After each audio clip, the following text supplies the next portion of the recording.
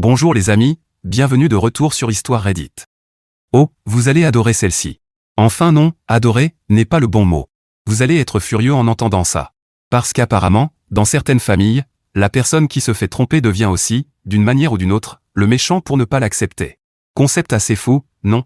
Imaginez planifier tout votre avenir, la bague, l'appartement, le mariage, tout, et puis un vendredi quelconque, vous rentrez plutôt avec un plat à emporter, juste en essayant d'être un bon partenaire, et toute votre vie s'effondre sous vos yeux.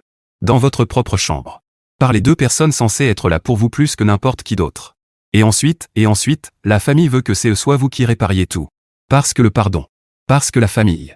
Parce qu'apparemment, être la victime signifie aussi devoir être la personne la plus raisonnable. Restez avec moi sur celle-ci, parce que la façon dont ce gars a géré la situation, juste parfait. On s'y plonge. Mon frère a couché avec ma fiancée. Ma famille leur a pardonné à tous les deux et a exigé que je fasse de même. Mon dernier geste les a tous laissés briser.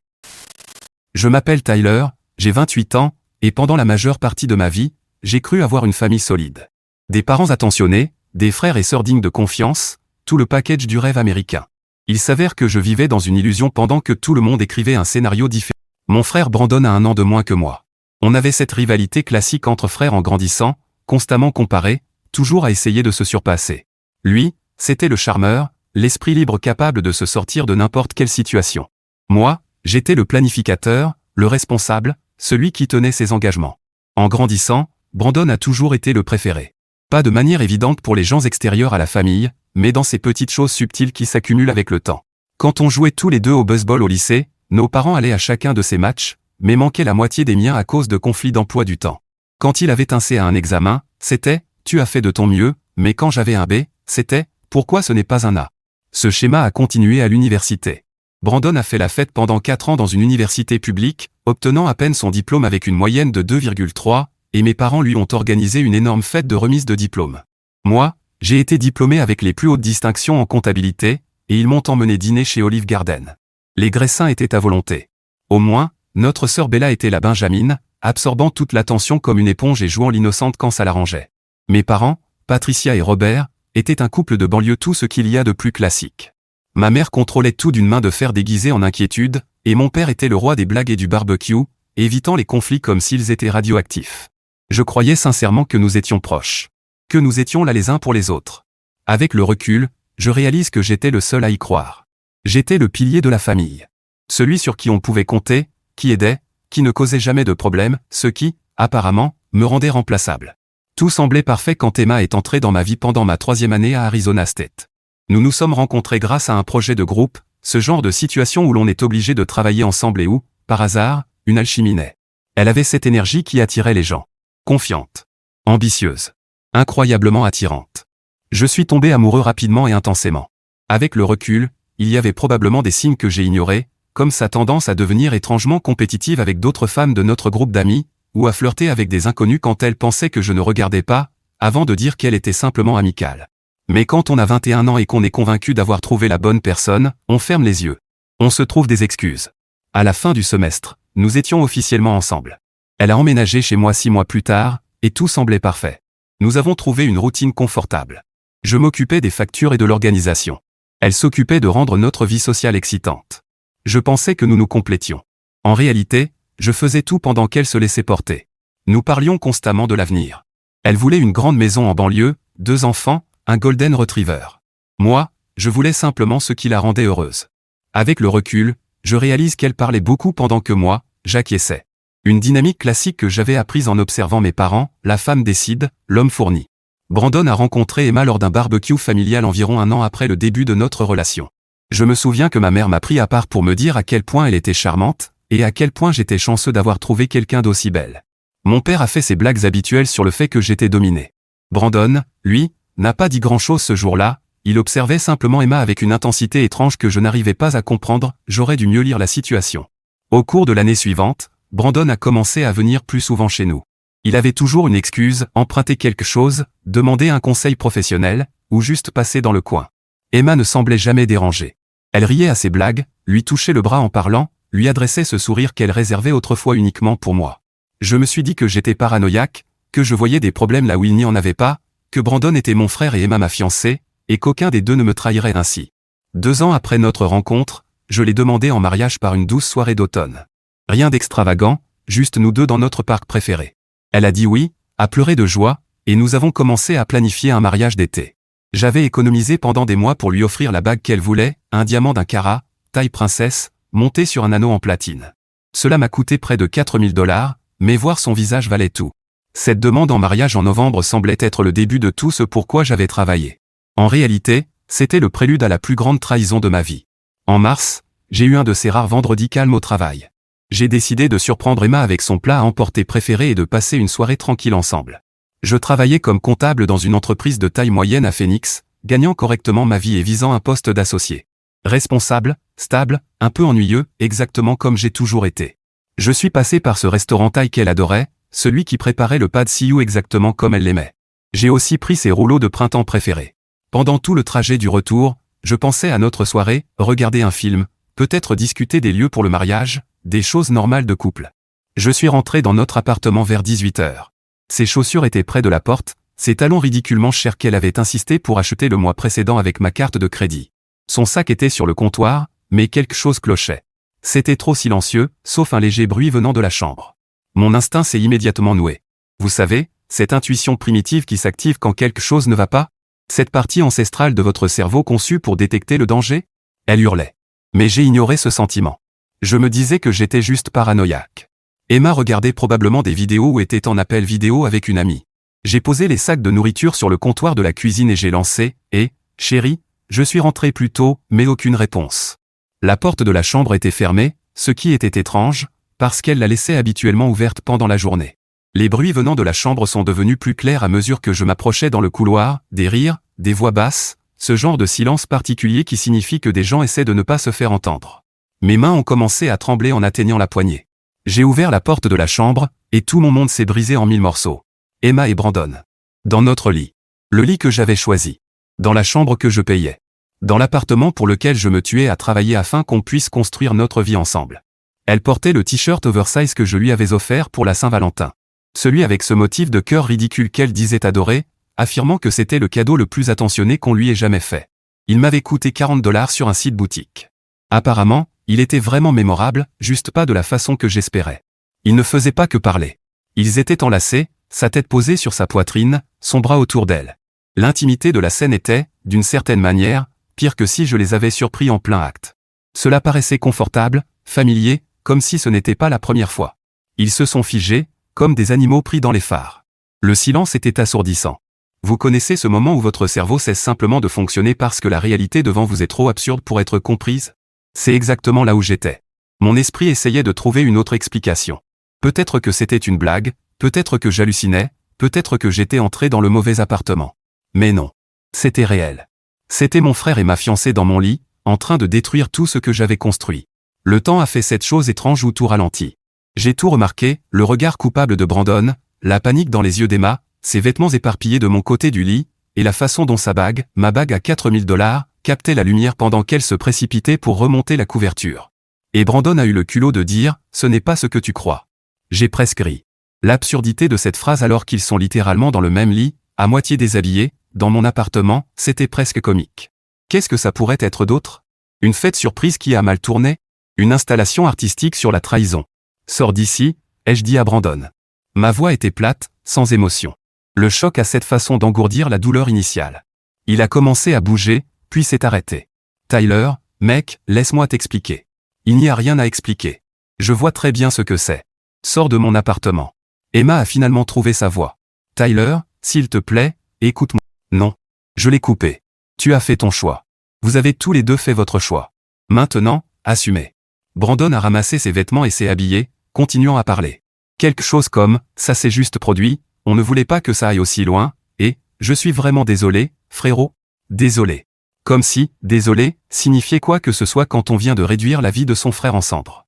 Je l'ai regardé s'habiller en silence. J'ai regardé Emma pleurer ses jolies larmes qui, autrefois, me donnaient envie de la réconforter. Je n'ai rien ressenti. Cet engourdissement était presque apaisant, d'une manière étrange. Brandon est parti sans un mot de plus. Emma a essayé une dernière fois. Tyler, on doit en parler. On peut arranger ça. Il n'y a plus de nous. Prends tes affaires et pars. Tu as jusqu'à demain après-midi. Mais je suis censé aller où? Il paraît que Brandon a de la place. Tu avais l'air suffisamment à l'aise là-bas, en esprit. Elle a tressailli comme si je l'avais giflé. Tant mieux. Je suis sorti de la chambre, j'ai pris mes clés et j'ai conduit jusqu'à chez mon ami Kevin. Je n'ai même pas appelé avant, je me suis juste pointé. Kevin m'a regardé une seconde et a demandé « Qu'est-ce qui s'est passé ?» J'ai surpris mon frère et ma fiancée au lit ensemble. Il est devenu pâle. « Putain, ça va. » J'ai hoché la tête. Mais non, ça n'allait pas. J'étais en état de choc. Le vrai poids de la situation n'est arrivé que plus tard, vers 3 heures du matin, allongé sur le canapé de Kevin, à fixer le plafond. C'est là que ça m'a frappé. La femme que je comptais épouser, la personne en qui j'avais le plus confiance au monde après ma famille, couchait avec mon frère. Dans notre maison. Dans notre lit. En portant mes cadeaux. Pendant que j'étais au travail, probablement en train de penser à elle, de planifier notre avenir. Depuis combien de temps ça durait? Des semaines? Des mois? Est-ce que ça avait commencé avant ou après les fiançailles? Est-ce qu'il se moquait de moi quand je n'étais pas là? Est-ce que toute la famille était au courant? Les questions tournaient en boucle dans ma tête toute la nuit. Kevin est venu vérifier plusieurs fois si j'allais bien, sans me forcer à parler. Il m'a juste apporté de l'eau et m'a dit que je pouvais rester autant que nécessaire. Le lendemain, pendant que j'étais au travail, Emma a déménagé. Je lui avais dit de partir, donc je m'y attendais. Ce à quoi je ne m'attendais pas, c'était de rentrer chez moi et de découvrir qu'elle avait pris plus que ses affaires. Elle avait aussi pris certaines des miennes. La cafetière haut de gamme qu'on avait reçue pour notre pendaison de crémaillère, ma couverture préférée, même certains meubles que j'avais payés. Et elle a laissé un mot sur le comptoir de la cuisine, là où nous gardions notre photo de fiançailles. La photo avait disparu, évidemment. Probablement déjà jetée ou détruite dans un geste dramatique. Le mot était court, mais réussissait à concentrer un maximum de manipulation émotionnelle en quelques phrases. Elle disait être tombée amoureuse de Brandon et n'avoir jamais voulu me faire de mal, suivi de tout un tas de bêtises sur le fait que ce genre de choses arrive parfois, et qu'elle espérait que je trouverais un jour dans mon cœur la force de leur pardonner. Elle affirmait qu'ils avaient essayé de lutter contre leurs sentiments, mais que l'amour avait fini par l'emporter. L'amour. Elle appelait ça de l'amour. Comme si l'amour justifiait la trahison. Comme si l'amour donnait le droit de détruire la vie de quelqu'un. La note se terminait par le coup de grâce, j'espère que tu pourras quand même être heureux pour nous un jour. Brandon et moi voulons faire les choses correctement et avoir ta bénédiction. Ma bénédiction. Il voulait ma bénédiction pour continuer une relation construite sur les ruines de ma confiance. Leur culot était à couper le souffle. J'ai froissé la note et je l'ai jetée. J'ai pensé à la brûler, mais ça lui aurait donné trop d'importance. Ce n'était que des déchets, comme la relation dont elle parlait. L'appartement semblait vide sans ses affaires partout, mais je préférais ce vide au mensonge. Au moins, le vide était honnête. Au moins, le vide ne vous souriait pas en face tout en vous poignardant dans le dos. Ma famille a été mise au courant en quelques jours. Je ne leur ai rien dit. J'imagine que Brandon ou Emma ont parlé pour contrôler le récit. Probablement Brandon. Essayez de raconter l'histoire de manière à paraître moins horrible. Ma mère a appelé immédiatement, furieuse. Pas contre moi, mais contre Brandon. Elle répétait qu'elle n'arrivait pas à croire que son propre fils ait pu me trahir ainsi. Il n'est plus le bienvenu ici, répétait-elle encore et encore. Je n'arrive pas à croire qu'il t'ait fait ça après tout ce que tu as fait pour cette famille. Ça faisait du bien d'avoir son soutien, mais je n'étais pas assez naïf pour penser que ça durerait. La loyauté de ma mère a toujours été conditionnelle. C'est le genre de personne qui se vante de maintenir la famille unie, même si cela signifie balayer sous le tapis des trahisons de niveau nucléaire. Donnez-lui 2 semaines, et elle me demanderait de lui pardonner, pour le bien de la famille. L'appel a duré presque 1 heure.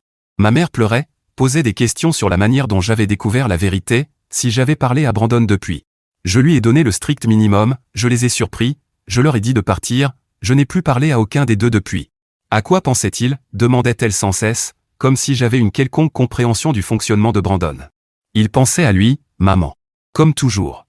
Elle n'a pas aimé cette réponse, mais ne pouvait pas vraiment la contester. Mon père, lui, était différent. Quand j'ai finalement répondu à un de ses appels 2 jours plus tard, il a simplement soupiré et dit « Eh bien, j'imagine que ce genre de choses arrive parfois. » D'accord, faisons une pause un instant, c'est moi. Ce genre de choses arrive. C'est ce que cet homme a dit à son fils. Voilà la vérité inconfortable, certains parents n'ont jamais vraiment été capables d'être des parents. C'était simplement 2 personnes qui ont eu des enfants et qui ont improvisé au fur et à mesure. Et Robert? Robert évitait les conflits. Le roi du barbecue. Celui qui fait des blagues. L'homme qui a passé 26 ans à mettre tout le monde à l'aise au lieu de faire ce qui est juste. Et les enfants de parents comme Robert, ils grandissent avec une blessure silencieuse. Parce qu'ils ont constamment cherché chez leur père de la protection, de la validation, quelqu'un qui se lève et dise « Non, ça c'est mal, point final ». Et ça n'est jamais venu. Pas une seule fois. Le pire? Robert n'était même pas malveillant. Il croyait sincèrement qu'arrondir les angles était la chose la plus aimante à faire. C'est ça qui rend la situation si douloureuse. Ce n'était pas un méchant. Il était juste absent là où ça comptait le plus. Et Tyler, au fond de lui, savait probablement déjà que son père réagirait comme ça. Parce que ce n'était pas la première fois que Robert choisissait le confort plutôt que la vérité. C'était simplement la fois la plus dévastatrice. C'est ça, le vrai coup de massue. Maintenant, retour à l'auteur du post. J'imagine que ce genre de choses arrive parfois. Ce rejet désinvolte m'a frappé encore plus fort que les réactions dramatiques de ma mère. Ce genre de choses arrive? C'est tout ce que tu as?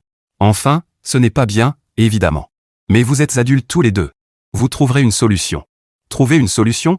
Papa, il a couché avec ma fiancée dans mon appartement, dans mon lit. Il n'y a rien à arranger. Les gens font des erreurs, Tyler. Tu ne peux pas garder de rancune éternellement.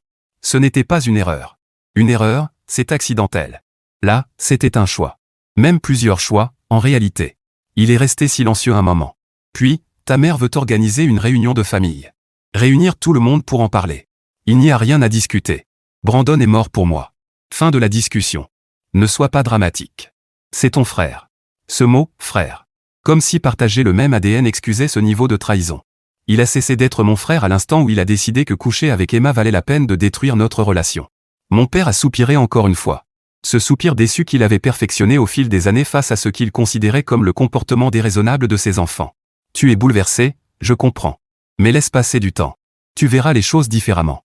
Je lui ai raccroché au nez. S'il pensait que le temps me ferait pardonner ça, il était complètement à côté de la plaque.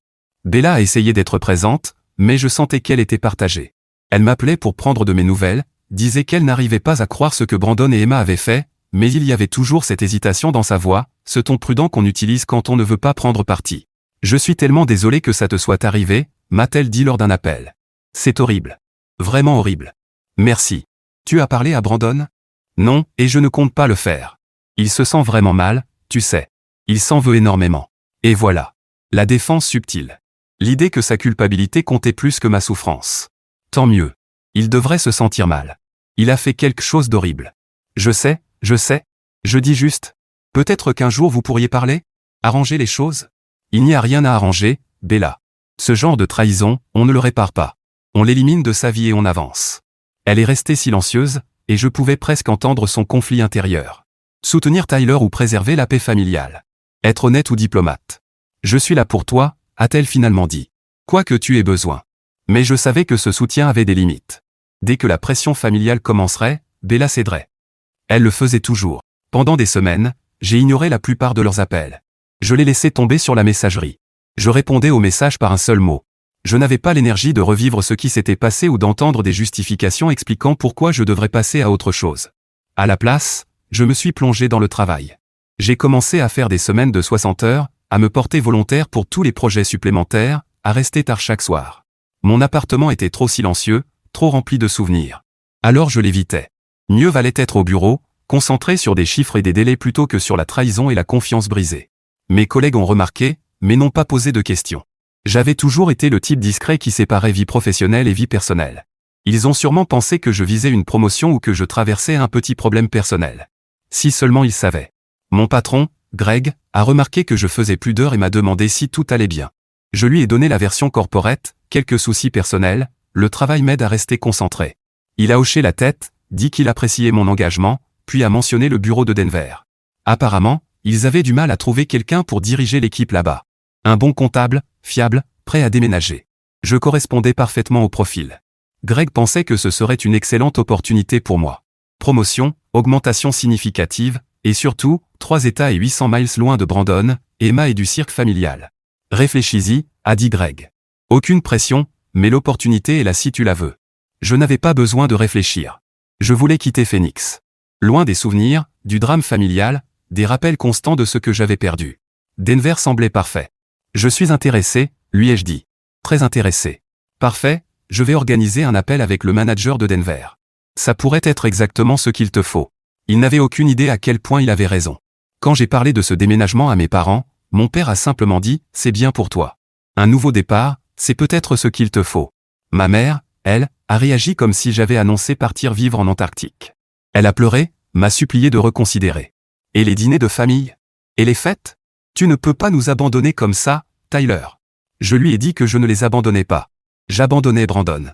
La personne qui avait délibérément choisi de détruire ma vie. Il ne fait plus partie de cette famille, a-t-elle affirmé. Tu n'as pas besoin de fuir. Nous l'avons renié. Il n'est plus le bienvenu aux réunions de famille. Jusqu'à ce que tu changes d'avis, ai-je répondu. Ce que tu feras, on le sait tous les deux. Je ne ferai jamais ça. Maman, je te connais depuis 26 ans. Tu ne crois pas aux conséquences permanentes. Donne-toi quelques mois et tu lui trouveras des excuses. Elle a essayé de protester, mais je n'étais pas intéressé par des promesses que je savais qu'elle ne tiendrait pas. L'opportunité à Denver est arrivée plus vite que prévu. Greg a accéléré mon transfert, et début juin, j'avais une offre officielle, augmentation de 20%, poste de comptable senior, prise en charge du déménagement. J'ai donné mon préavis à mon propriétaire, commencé à faire mes cartons, donné la moitié de mes meubles pour éviter les souvenirs qui y étaient attachés. Kevin m'a aidé à charger le camion, et mi-juillet, j'étais parti. Je n'ai pas dit à ma famille la date exacte de mon départ. Je ne leur ai pas donné ma nouvelle adresse. J'ai quitté Phoenix sans me retourner. Le bureau de Denver était parfait. Nouvelle équipe, nouveau projet, nouvelle ville où personne ne connaissait mon histoire. Pour la première fois depuis des mois, je pouvais respirer sans être noyé dans le drame familial. J'ai trouvé un appartement correct, acheté de nouveaux meubles, recommencé à zéro. Mais évidemment, ils ne pouvaient pas me laisser tranquille. En juillet, j'ai reçu un appel de ma mère. Sa voix avait ce ton prudent et calculé qu'elle utilise quand elle s'apprête à dire quelque chose qu'elle sait que je ne vais pas aimer. « Tyler, mon chéri, il faut qu'on parle de Brandon. » Et voilà. Comme prévu. 4 mois après avoir juré qu'il était renié, ma mère était prête à pardonner et à oublier. « Non, ai-je dit. On n'a pas besoin de parler. S'il te plaît, écoute-moi. Brandon et Emma, ils vont se marier. » Silence de mon côté. Je l'ai laissé avec cette phrase. Ils prévoient un mariage en novembre. Rien de grand, juste la famille et quelques proches. Et ils veulent d'abord se réconcilier avec toi. Ils ne veulent pas que leur mariage soit gâché par ce drame familial. Drame familial. Comme si le fait que mon frère couche avec ma fiancée équivalait à un simple problème d'organisation. Ils veulent s'excuser correctement, continua ma mère, en face à face. Ils savent qu'ils ont eu tort, et ils veulent se racheter avant d'aller de l'avant. Tant mieux pour eux. Ma réponse est non. Tyler, s'il te plaît. Je ne me réconcilie pas. Je ne donne pas ma bénédiction. Je n'assisterai pas à leur mariage. Je ne suis pas intéressé par leurs excuses, leurs tentatives de réparation ou n'importe quelle absurdité dictée par leur culpabilité. Mais c'est ton frère. Non. Ce n'est pas mon frère. Les frères ne font pas ce qu'il a fait. C'est juste quelqu'un que j'ai connu et qui a détruit ma vie, sans subir la moindre conséquence. Il subit des conséquences, il t'a perdu. Et il s'en veut énormément. J'ai éclaté de rire. Il s'en veut? Il m'a perdu? Maman, il a choisi ça. Il a choisi Emma plutôt que moi. Il a choisi une satisfaction temporaire au détriment de sa famille. Il a choisi de me trahir de la pire façon possible. Tout ça, c'était des décisions conscientes. Les gens font des erreurs. Arrête d'appeler ça une erreur. Une erreur, c'est accidentel. Là, c'était intentionnel. Calculé. Il a regardé ma vie et a décidé que ça valait la peine de la détruire. Elle s'est mise à pleurer, ces sanglots manipulateurs qu'elle maîtrisait si bien. Tu es en train de détruire cette famille. Brandon veut arranger les choses et toi, tu refuses par orgueil. Moi, je suis têtu? Je ne suis pas celui qui a couché avec la fiancée de son frère avant de demander pardon 4 mois plus tard pour éviter un mariage gênant. Ce n'est pas réparer les choses. C'est limiter les dégâts. Il a changé, Tyler. Vraiment. Emma l'a changé. Elle est bonne pour lui. Cette phrase était tellement absurde que je n'ai même pas su quoi répondre. La femme qui m'a trompé avec mon frère serait bonne pour lui? Tu sais quoi? Cette conversation est terminée. Ne m'appelle plus pour ça. Tyler, s'il te plaît. J'ai raccroché. Mais ce n'était que le début. Au cours des 2 semaines suivantes, j'ai reçu des appels de mon père, de Bella, même de membres de la famille élargie à qui je ne parlais presque jamais, tous avec le même message, pardonne à Brandon, viens au mariage, arrête d'être difficile. Mon père a tenté l'approche rationnelle. Écoute, mon fils, garder de la rancune ne leur fait pas de mal. Ça te fait du mal à toi. Laisse tomber et avance. J'ai avancé. J'ai déménagé à Denver, j'ai été promu, j'ai recommencé à zéro. Ça, c'est avancer. Tu vois bien ce que je veux dire émotionnellement. Tu dois leur pardonner. Pourquoi? Quel bénéfice j'en tire? Eux obtiennent l'absolution. La famille peut faire semblant que tout va bien. Et moi, je dois avaler ma douleur et faire bonne figure. En quoi ça m'aide, exactement? Il n'avait pas de réponse. Bella a essayé une approche plus émotionnelle. Brandon vit très mal ton absence. Il est déprimé. Il mange à peine. Parfois, il pleure quand on parle de toi. Tant mieux. Tyler, comment peux-tu être aussi froid? Je ne suis pas froid. Je suis réaliste. Il subit les conséquences de ses actes. Ça s'appelle la justice, pas de la cruauté. Mais c'est la famille. La famille ne fait pas ce qu'il a fait, Bella. Combien de fois dois-je le répéter avant que quelqu'un m'écoute? Elle s'est tue un moment. J'aimerais juste que tu vois à quel point il a changé. À quel point il est désolé. S'il était vraiment désolé, il n'épouserait pas Emma. S'il était vraiment désolé, il me laisserait tranquille au lieu d'exiger mon pardon pour que ses photos de mariage soient complètes. Les appels ont continué. En août, j'ai reçu une invitation au mariage à mon adresse de Denver. Aucune idée de comment il l'avait obtenue, probablement en appelant le bureau de Greg en se faisant passer pour de la famille. L'invitation était élégante, imprimée sur un papier cartonné crème, annonçant le mariage de Brandon et Emma, avec tous les détails. Je l'ai jetée directement à la poubelle sans la lire. Je ne leur ai même pas donné la satisfaction d'un refus officiel. Puis septembre est arrivé. Le jour du mariage, mon téléphone, que je gardais débloqué pour le travail, a explosé de messages et d'appels de membres éloignés de la famille. Où es-tu? La cérémonie commence dans 1 heure. Ta mère pleure. Tu dois être là. Comment peux-tu rater le mariage de ton frère? J'ai tout ignoré.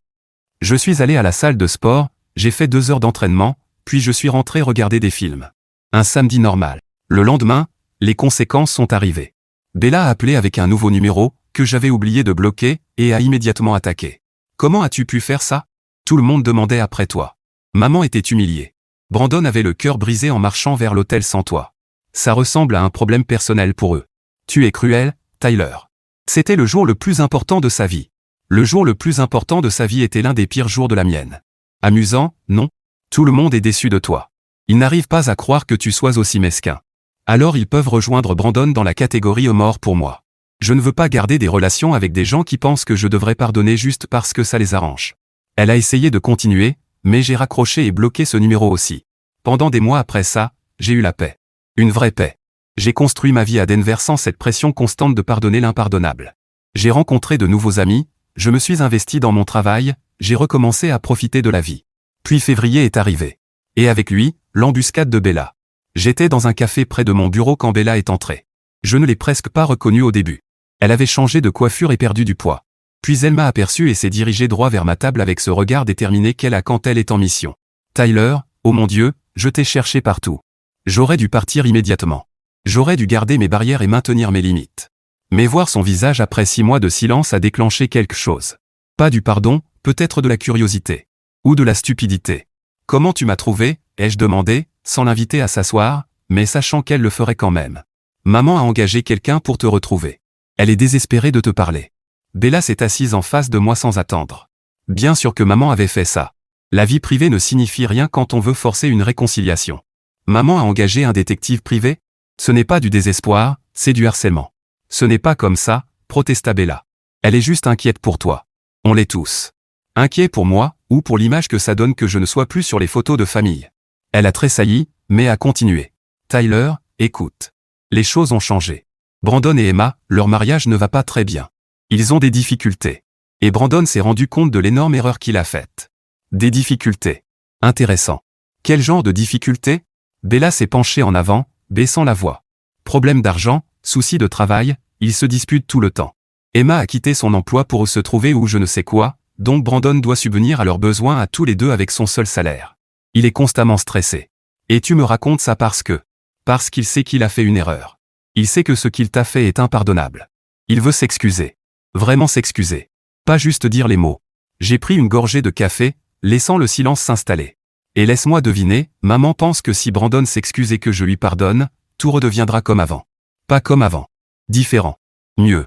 La famille se désagrège sans toi, Tyler. Maman et papa ne se parlent presque plus. Tout le monde prend parti. C'est le chaos. Tant mieux. Ils devraient prendre parti. Il y a des camps à choisir dans cette situation. Mais tu pourrais réparer ça, dit Bella, la voix montant légèrement avant de se calmer. Tu pourrais réunir la famille. Pardonner à Brandon, passer à autre chose, et on pourrait tous guérir. L'audace était stupéfiante. La victime devait réparer la famille que le coupable avait brisée. Non. Tyler, s'il te plaît. Je ne suis pas intéressé par les excuses de Brandon. Je ne suis pas intéressé à aider maman et papa à se sentir mieux d'avoir toléré son comportement. Je ne suis pas intéressé à guérir avec des gens qui ne me respectent pas. Ce n'est pas juste. Juste?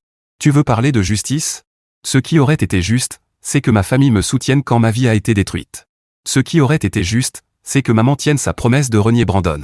Ce qui aurait été juste, c'est que quelqu'un, n'importe qui, fasse passer ma souffrance avant la culpabilité de Brandon. Les yeux de Bella se sont remplis de larmes. Comme prévu. Je t'ai soutenu. Non. Tu as dit des choses qui sonnaient bien, tout en te rangeant finalement de leur côté. Il y a une différence. J'essayais de garder la famille unie. En me sacrifiant encore. Comme toujours. Elle a attrapé mon bras à travers la table. S'il te plaît, Tyler. Écoute-le au moins. Fais-le pour la famille. J'ai retiré mon bras et me suis levé.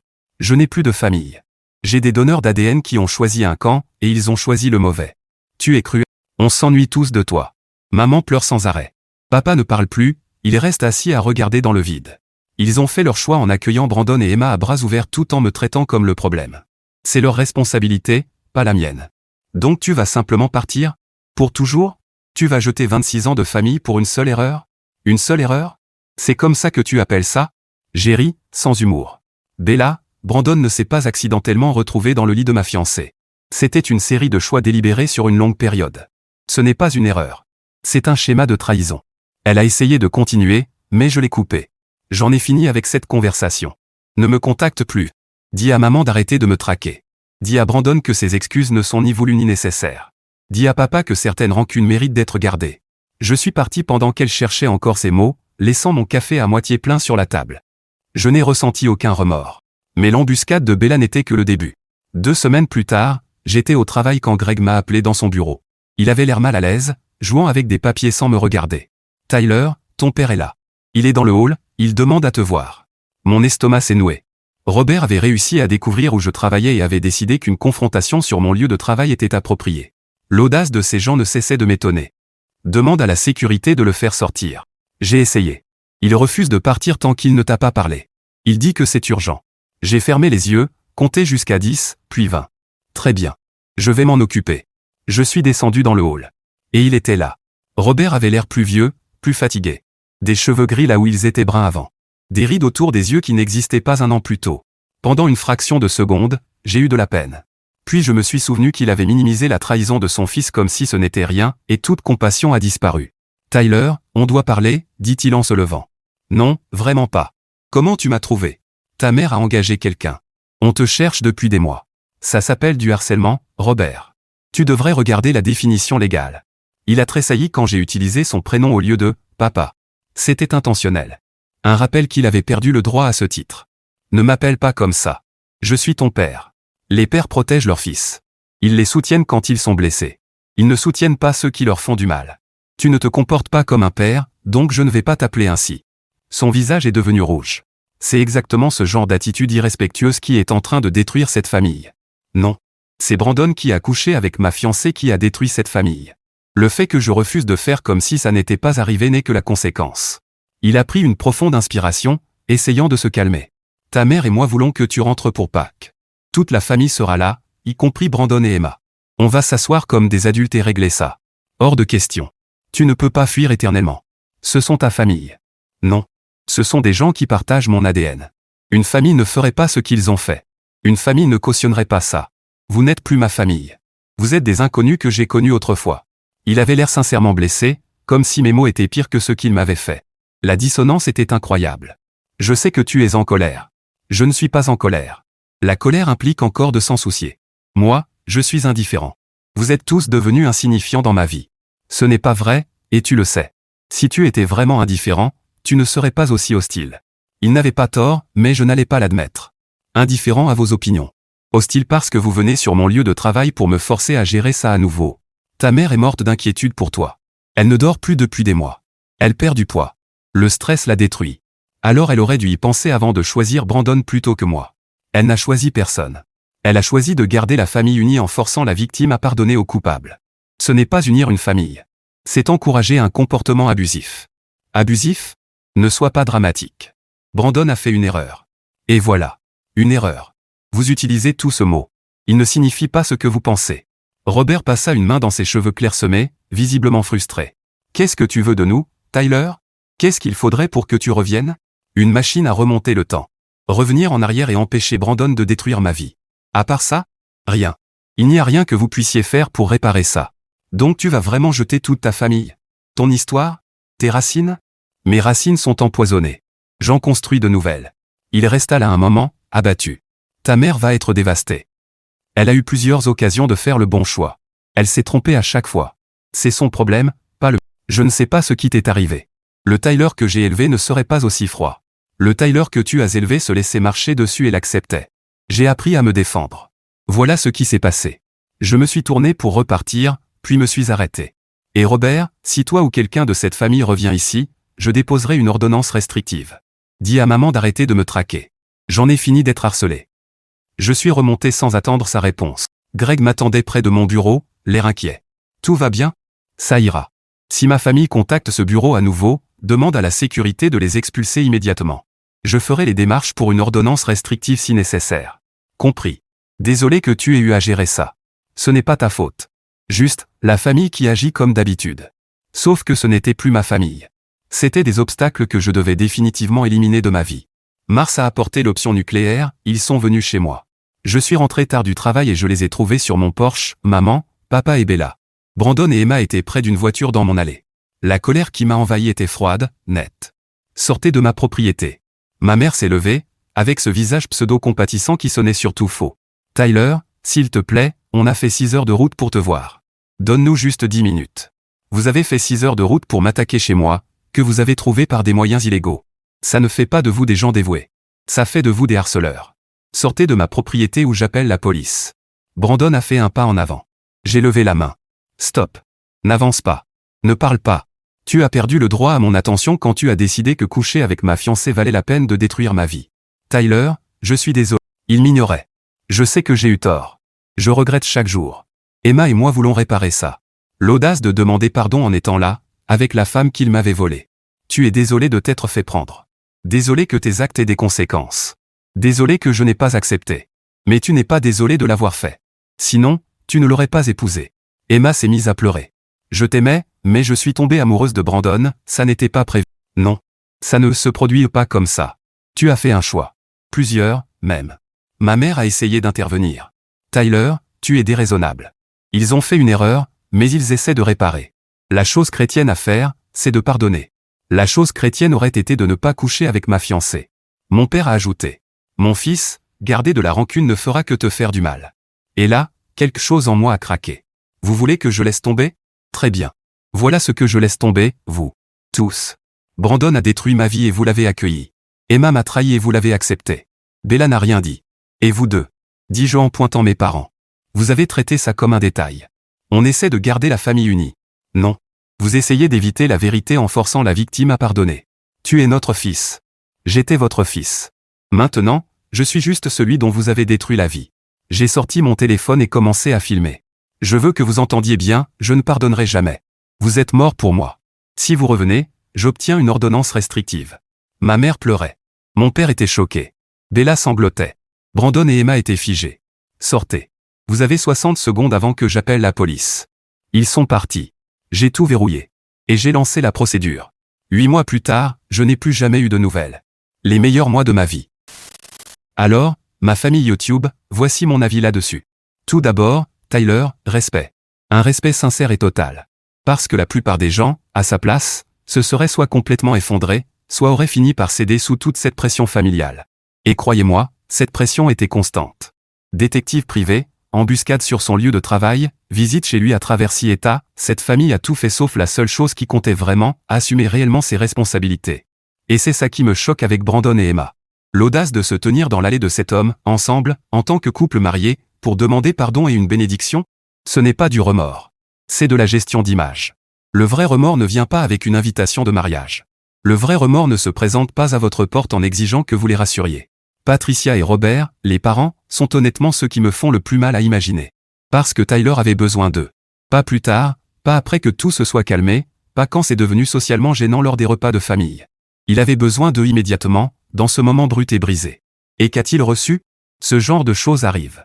Cette phrase, à elle seule, explique pourquoi Tyler est devenu ce qu'il est, responsable, autonome, et profondément seul au sein de sa propre famille. Bella, elle, est restée au milieu à faire ce que font toujours les gens qui veulent plaire à tout le monde, dire les bonnes choses tout en ne faisant discrètement rien. Et honnêtement, c'est une forme de trahison en soi. Alors, est-ce que Tyler est froid? Oui, un peu. L'ordonnance restrictive, la coupure totale, c'est extrême. Mais vous savez quoi? Parfois, des situations extrêmes nécessitent des limites extrêmes. On ne peut pas continuer à laisser des portes ouvertes à des personnes qui les franchissent sans cesse juste pour vous blesser à nouveau. La vraie leçon ici est simple, mais difficile, le pardon est pour vous, pas pour eux. Mais le pardon ne signifie pas forcément la réconciliation. On peut laisser partir la colère sans laisser les gens revenir dans sa vie. Tyler a choisi la paix plutôt que l'apparence, et honnêtement, ce n'est pas de la cruauté. C'est de la survie. Certains ponts méritent d'être brûlés. Celui-ci en faisait partie. Alors les amis, qu'en pensez-vous? Dites-le moi dans les commentaires ci-dessous. Et merci de m'avoir rejoint aujourd'hui sur Histoire Reddit. N'oubliez pas de liker et de vous abonner. À très bientôt pour la prochaine.